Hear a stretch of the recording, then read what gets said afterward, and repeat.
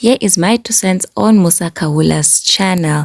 So if you remember, months ago, Musa Khawula did say on his space on Twitter that he is going to start a YouTube channel.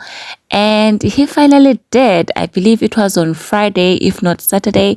Musa Khawula posted his first video here on YouTube. And I must say congratulations to Musa for starting. As people always say, if you want to start a YouTube channel, just start. Don't think about it. It's nothing much to it. Just start. So Musa did. He started his YouTube channel. Now, as I've already said, congratulations to him.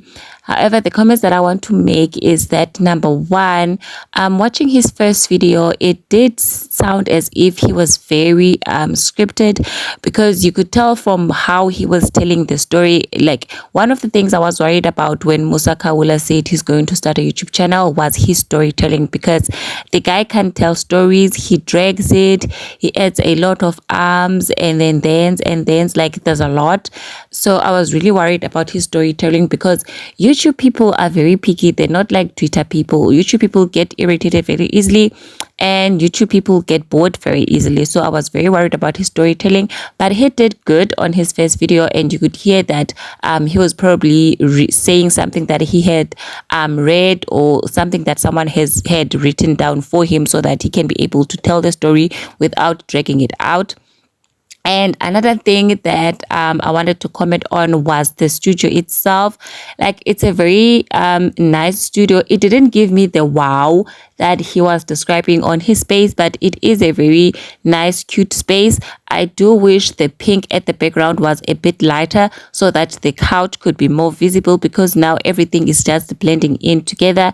Like, you can't really see the couch or the beauty of the couch, because it's just blending in with the wall. So I do wish that he could change the pink of the background, so that the couch could stand out. And another thing I wanted to comment on, because when he's showing pictures, it doesn't show his pictures on the screen. He actually has a TV behind him, and I want to say that TV is too small for the pictures, because you can't really see the pictures. And I know that is rich coming from me, a person who is lazy to add pictures over here, but that's too much editing. Like, it's too much editing, guys.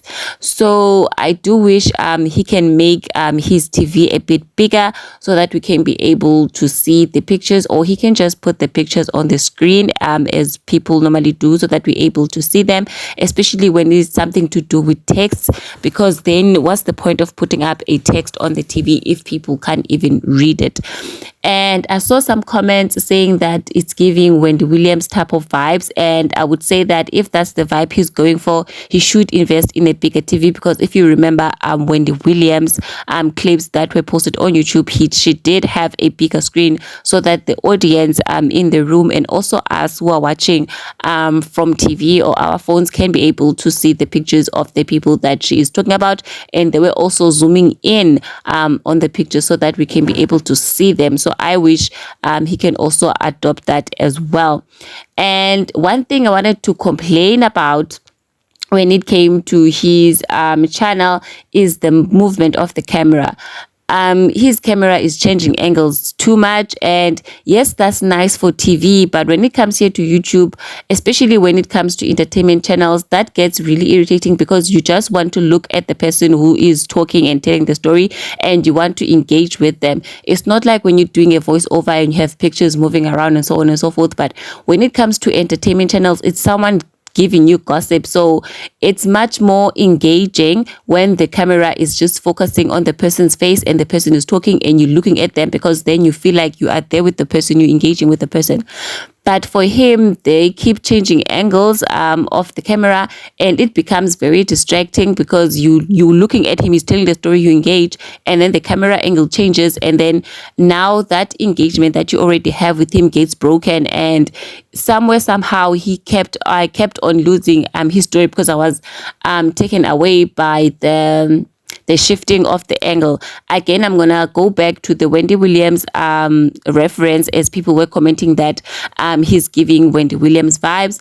For Wendy Williams, it was a TV show, and I think that's the part where people are forgetting. It was a TV show, and they will take hot topic clips and then post them on YouTube.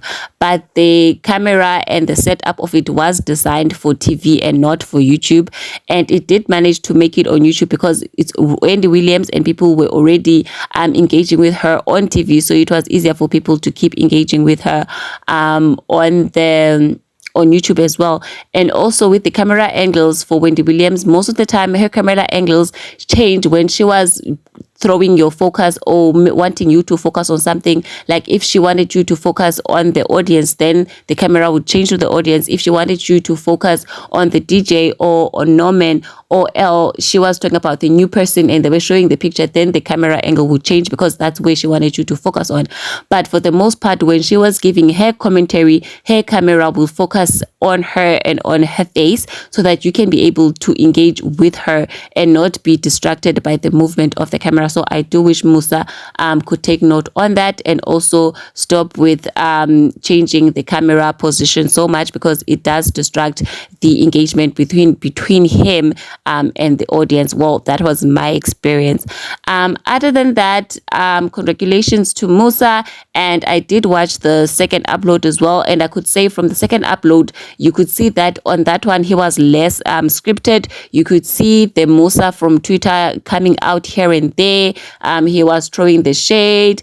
He was more relaxed and free, because I felt like then he was saying what he thought and how he felt. He was not reading something that was scripted for him.